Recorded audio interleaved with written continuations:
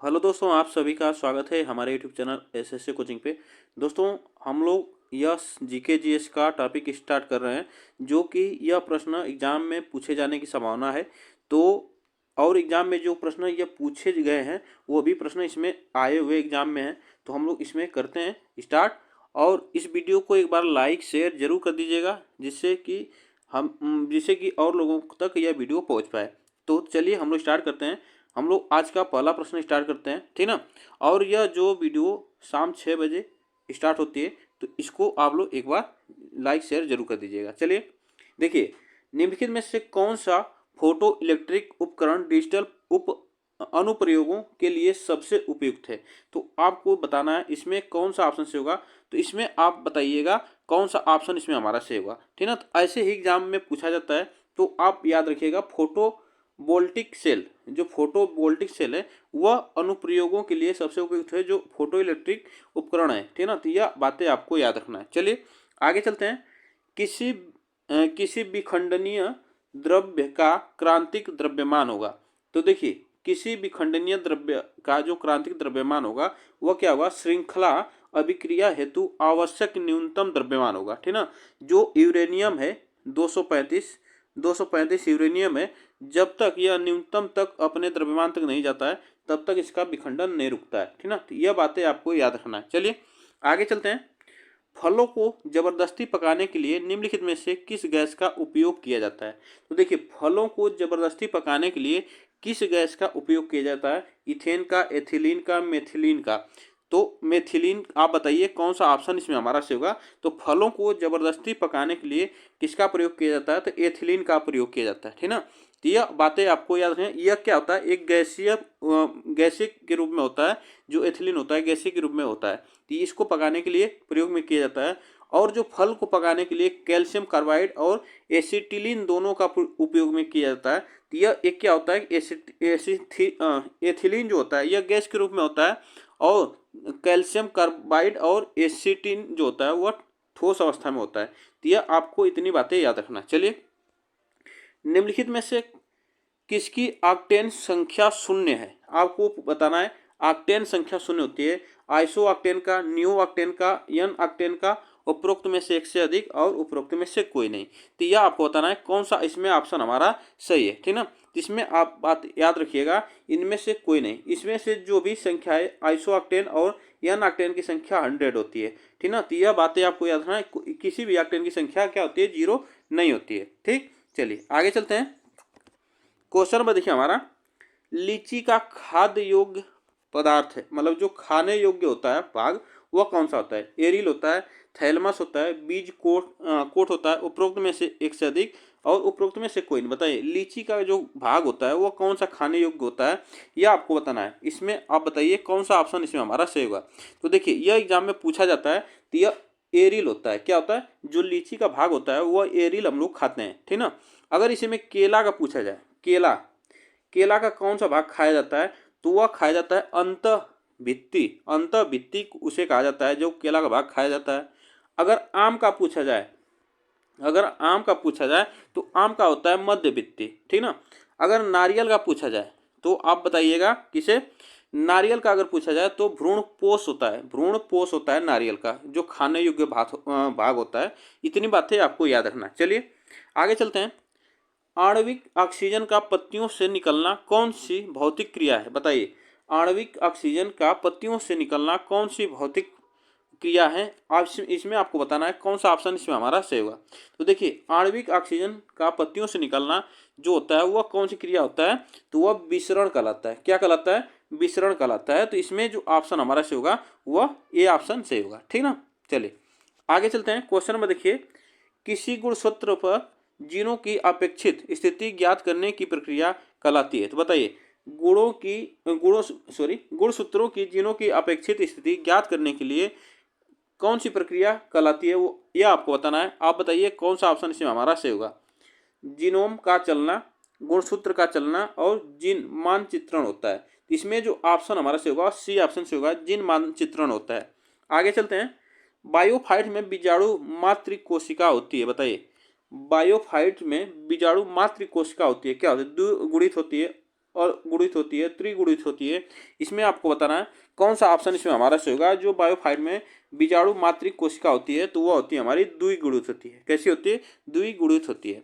आगे चलते हैं, क्वेश्चन नंबर देखिए हमारा क्वेश्चन है, देखिए भारत सरकार द्वारा पर्यावरण और वन की सुरक्षा के लिए किस वर्ष एनजीटी नेशनल ग्रीन ट्रिब्यूनल की स्थापना की गई थी? तो बताइए, जो भारत सरकार द्वारा पर्यावरण और वन की सुरक्षा के लिए एनजीटी का स्थापना किया था वह कब किया था, यह आपसे पूछा गया है।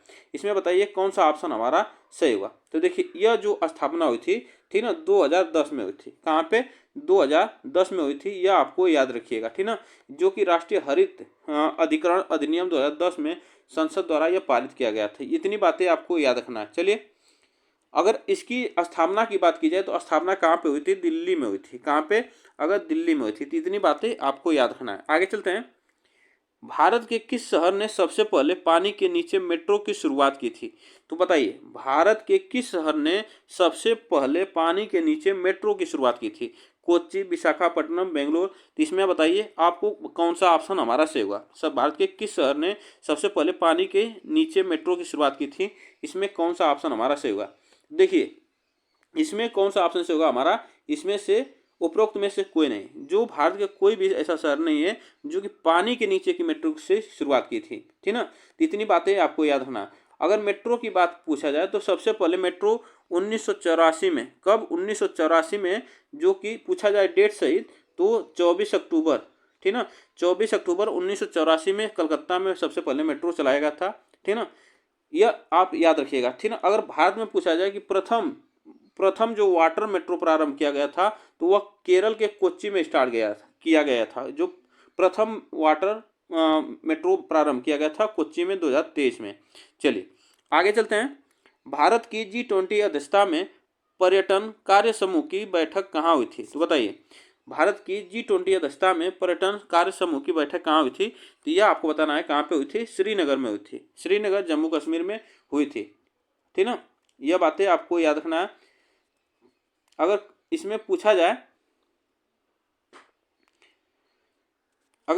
जाए कब हुई थी तो 2023 में हुई थी, ठीक ना, 2023 में हुई थी। चलिए आगे चलते हैं, क्वेश्चन नंबर देखिए हमारा क्वेश्चन है 20 का, इनमें से किसने राष्ट्रीय अंडर-17 बालिका कुश्ती चैंपियनशिप में रजत पदक प्राप्त किया था? तो बताइए, राष्ट्रीय अंडर-17 बालिका कुश्ती चैंपियनशिप में कौन थे जो रजत पदक जीता था? तो ये आपको बताना है, लीजा तोमर, निर्जला और पुष्पा यादव। तो इसमें आप बताइए कौन, आप इसमें ऑप्शन हमारा सही होगा। तो बताइए इसमें कौन सा ऑप्शन हमारा सही होगा। तो देखिए, यह जो है निर्जला जो है अंडर-17 बालिका कुश्ती में चैंपियनशिप बनी थी, जो कि रजत पदक जीती थी। कितने किलो में? तो यह 49 किलो में, 49 kg में इन्होंने पदक जीता था। यह बातें आपको याद रखना है, ठीक ना। और यह कहाँ की रहने वाली थी? तो बिहार के बेगूसराय की रहने वाली थी। बिहार के बेगूसराय की रहने वाली थी निर्जला। तो यह बातें आपको याद रखना है। उपन्यास टर्म ऑफ सैंड के लिए अंतर्राष्ट्रीय बुकर पुरस्कार 2022 किसने जीता? तो बताइए, इसमें से पूछा जा सकता है, यह जो कि करंट के प्रश्न है, ठीक ना। तो आप बताइए इसमें कौन सा ऑप्शन से होगा। टर्म ऑफ सैंड, तो यह डेविड डियोप और अन्ना मोस्कोवाकिस ने जीता था। इसमें ऑप्शन हमारा जो सही होगा बी ऑप्शन सही होगा। आगे चलते हैं, सॉरी इसमें एक मिनट में, तो इसमें जो ऑप्शन हमारे से होगा यह ए ऑप्शन से होगा, बी नहीं, सॉरी, इसमें ए ऑप्शन से होगा। गीतांजलि श्री डेजी का राकवेल ने जीता था। गीतांजलि श्री डेजी राकवेल ने जीता था, ठीक ना। यह आपको याद रखना है, ऑप्शन इसमें हमारा ए सही होगा। चलिए क्वेश्चन में देखिए हमारा, भारत के 74वें गणतंत्र दिवस पर कौन मुख्य अतिथि थे? बताइए, 74वें गणतंत्र दिवस पर मुख्य अतिथि कौन थे? इसमें आपको बताना है। तो वह कौन थे? अब्देल फतह अलसी जो थे, यह 74वें गणतंत्र दिवस के अतिथि थे। यह आपको इतनी बातें याद रखना है, ठीक ना। और यह कहाँ के रहने वाले थे? तो यह मिस्र के राष्ट्रपति थे। कहाँ के? मिस्र के राष्ट्रपति जो कि मिस्र के राष्ट्रपति थे। आगे चलते हैं, बिहार के किस जिले में प्रथम तैरता हुआ सोलर ऊर्जा संयंत्र बनाया गया है? तो बताइए, बिहार के किस जिले में बनाया गया प्रथम तैरता हुआ सोलर ऊर्जा संयंत्र? इसमें आपको बताना है कौन सा ऑप्शन इसमें हमारा सही होगा, ठीक ना। कौन सा ऑप्शन हमारा सही होगा? तो यह ऑप्शन हमारा जो होगा दरभंगा। दरभंगा जो बनाया गया है, जो तैरता सोलर ऊर्जा संयंत्र बनाया गया है, जो कि 2 मेगावाट बिजली पैदा करता है। 2 मेगावाट, 2 मेगा, लगभग 2 मेगावाट बिजली पैदा करता है। आगे चलते हैं। बिहार में निम्नलिखित में से किसे जीआई टैग मिला? तो बताइए, बिहार में किसे जीआई टैग मिला? मगही पान को, बासमती चावल को, चंदेरी साड़ी को। इसमें कौन सा ऑप्शन हमारा सही होगा? ठीक ना, बताइए इसमें कौन सा ऑप्शन हमारा सही होगा? देखिए, इसमें अगर पूछा जाए तो भारत जो बिहार में की बात की जाए तो जीआई टैग जो मिला वह मगही पान को मिला। किसे मिला? मगही पान को मिला। अगर भारत में पूछा जाए कि भारत में सर्वप्रथम चाय जीआई टैग किसे मिला, तो आप बताइएगा चाय। जो चाय था वह दार्जिलिंग का जो चाय था उससे सबसे पहले जीआई टैग मिला था। ठीक ना, तो आप इतनी बातें याद रखिएगा। आगे चलते हैं। क्वेश्चन में देखिए, सूची 1 को सूची 2 से सुमेलित कीजिए। तो इसमें आपको बताना है कौन सा ऑप्शन से होगा। ठीक ना, देखिए इसमें जो ऑप्शन हमारा से होगा, हम डायरेक्ट मिला देते हैं। तो इसमें जो ऑप्शन हमारा से होगा, इसमें बी ऑप्शन से होगा। ठीक ना, बी ऑप्शन से होगा। इसमें ए का जो होगा हमारा वह सेकंड होगा। क्या होगा? ए का हमारा सेकंड होगा, बी का हमारा थर्ड होगा, बी का हमारा थर्ड होगा, सी का हमारा जो होगा वो फोर्थ होगा। क्या होगा? फोर्थ होगा। और हमारा जो होगा माड़ वो पंजाब का मैदान। ठीक ना, इसमें आपको याद रखना है जो 4 है वह डेल्टा से संबंधित है, कंकर है वह बांगर से संबंधित है, कायल और जो होता है तटीय मैदान से संबंधित है, माड़ जो है वो पंजाब का मैदान से संबंधित है। तो इसमें आपको याद रखना है। चलिए आगे चलते हैं। देखिए, निम्नलिखित में से कौन सी सहायक नदी ब्रह्मपुत्र से उत्तर दिशा से नहीं मिलती? बताइए, ब्रह्मपुत्र से उत्तर दिशा से नहीं मिलती है, तो बताइए कौन सी वह नदी है? सुबनसिरी, बेलसिरी और मानस। इसमें आप बताइए कौन सा ऑप्शन हमारा इसमें सही होगा। ठीक ना, देखिए इसमें उत्तर दिशा से पूछा है तो उत्तर दिशा से यहाँ पे कोई नहीं मिलती है। ठीक ना, कोई नहीं मिलती हैं। अगर इसमें दाएं बाएं से पूछा जाए तो इसमें बाएं जो होता है, बाएं से कौन सी नदी मिलती है? तो इतनी बातें आपको याद रखना है। जो होती है लोहित नदी है वह ब्रह्मपुत्र में मिलती है बाएं दिशा से। ठीक ना, जो होती है धनसिरी है जो नदी है, धनसिरी ये भी बाएं से मिलती है। ठीक ना, इतनी बातें आपको याद रखना है। डिंग एक नदी है, डिंग नदी है वो भी बाएं से ब्रह्मपुत्र में मिलती है। अगर इसी में पूछा जाए दाएं से, अगर पूछा जाए दाएं से, तो दाएं से आप याद रखिएगा दाएं से कौन सी नदी मिलती है? तो दाएं से मिलती है यह तीस्ता नदी। कौन सी? तीस्ता और मानस और तीस्ता नदी मिलती है। तीस्ता नदी यह जो होती हैं यह दाएं से मिलती हैं, तीस्ता और मानस नदी जो कि दाएं से मिलती हैं। ठीक ना, चलिए और एक नदी है सुबरन सिरी जो नदी है ये भी दाएं से मिलती है। ठीक ना, चलिए आगे चलते हैं। देखिए, लिखा पानी हिमनद भारत के निम्नलिखित में से किस राज्य में स्थित है? लिखा पानी हिमनद भारत के निम्नलिखित में से किस राज्य में स्थित है, यह आपको बताना है। कौन सा ऑप्शन इसमें हमारा सही होगा? लिखा पानी यह कहाँ पे? तो यह अरुणाचल प्रदेश में। कहाँ पे? अरुणाचल प्रदेश में होगा। अरुणाचल प्रदेश इसमें ऑप्शन हमारा सही होगा। ठीक ना, यह अरुणाचल प्रदेश में है। चलिए आगे चलते हैं। मगध एवं अंग का मैदान किसके हिस्से है? बताइए, मगध और अंग का मैदान किसके हिस्से हैं? इसमें आपको बताना है मगध और अंग का मैदान वह किसके हिस्से हैं। इसमें आप बताइएगा मध्य गंगा के मैदान के। आगे चलते हैं। जलप्रपात और नदी के निम्नलिखित जोड़ों में से कौन सा जोड़ा सही सुमेलित नहीं है? इसमें सही नहीं है, आप बताइए इसमें पूछा है कौन सा जोड़ा सही सुमेलित नहीं है। ठीक ना, बताइए इसमें कौन सा ऑप्शन हमारा सही होगा? इसमें आपको बताना है कौन सा इसमें सुमेलित नहीं है। तो देखिए इसमें जो ऑप्शन हमारा सही होगा वह कौन सा ऑप्शन से होगा? तो इसमें जो हमारा उपरोक्त में से एक से अधिक। ठीक ना, इतने ऑप्शन हमारा इसमें सही नहीं है। ठीक ना, इसमें आपको याद रखना है जो कपिल धारा, यह जो है कपिल धारा जलप्रपात है यह नर्मदा नदी पे है। कहाँ पे? नर्मदा नदी पे। ठीक ना, कपिल धारा जो यह नर्मदा नदी पे, धुआंधार जो है यह भी नर्मदा नदी पे है। कहाँ पे? नर्मदा नदी पे। इतनी बातें आपको याद रखनी है। चलिए आगे चलते हैं। क्वेश्चन में देखिए, भारत के निम्नलिखित बंदरगाहों को उत्तर से दक्षिण दिशा में व्यवस्थित कीजिए। तो बताइए इसमें उत्तर से दक्षिण दिशा में व्यवस्थित करना है। इसमें आप बताइए कौन सा हमारा सही जोड़ा होगा इसका। ठीक ना, इसमें आपको बताना है उत्तर से दक्षिण, तो उत्तर से आपको दक्षिण मिलाना है। इसमें कौन सा ऑप्शन हमारा सही होगा? ठीक ना, इसमें जो ऑप्शन से होगा हमारा बी ऑप्शन इसमें से होगा। कौन सा? बी ऑप्शन से होगा।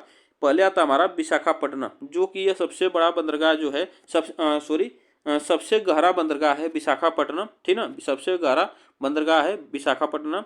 उसके बाद आता है हमारा काकीनाडा जो बंदरगाह है। उसके बाद आता है हमारा मछलीपट्टनम। उसके बाद नागपट्टिनम, नागपट्टिनम होता है जो कि यह इसके बाद आता है। तो यह उत्तर से दक्षिण की ओर है, उत्तर से दक्षिण की दिशा में यह सब है। इतनी बातें आपको याद रखना है, ठीक ना। चलिए आगे चलते हैं। क्वेश्चन नंबर देखिए, और ये जो सभी बंदरगाह हैं, यह कहाँ पे हैं? तो यह आपको याद रखना पूर्वी घाट और कोरोमंडल तट से संबंधित है, पूर्वी घाट और जो कोरोमंडल तट से संबंधित है, ठीक है ना। चलिए आगे चलते हैं। 1954 में किन दो देशों के बीच कोसी सिंचाई एवं जल विद्युत परियोजना समझौता हस्ताक्षरित हुआ था? बताइए। 1954 में इसमें से कोसी सिंचाई एवं जल विद्युत परियोजना समझौता हस्ताक्षरित हुआ था, वह कौन देश थे? आपको बताना है। इसमें आप बताइए कौन सा ऑप्शन से होगा, ठीक ना। तो देखिए यह जो ऑप्शन हमारा से होगा भारत और नेपाल के बीच यह समझौता हुआ था। आगे चलते हैं। आर एल सिंह के वर्गीकरण स्कीम के अनुसार बिहार किस प्रकार के जलवायु प्रदेश में आता है? तो बताइए यह किस प्रकार के जलवायु प्रदेश में आता है? इसमें कौन सा ऑप्शन हमारा से होगा? तो यह उपार्द्र संक्रमण कालीन के जलवायु प्रदेश में आता है। इतनी बातें आप याद रखिएगा। भारतीय राष्ट्रीय कांग्रेस के किस अधिवेशन में पूर्ण स्वराज का सिद्धांत गृहीत हुआ था? तो बताइए भारतीय राष्ट्रीय कांग्रेस के किस अधिवेशन में पूर्ण स्वराज का सिद्धांत गृहीत हुआ था? इसमें आप बताइए कौन सा ऑप्शन हमारा से होगा, ठीक ना। तो आप लोग ये जानते रहिएगा जो कि यह लाहौर अधिवेशन हुआ था 1929 में, इसी में पूर्ण स्वराज का सिद्धांत गृहीत हुआ था। इसमें ये बातें याद रखना है, ठीक ना। इसके अध्यक्ष कौन थे? अगर अध्यक्ष पूछा जाए तो जवाहरलाल नेहरू थे, ठीक ना।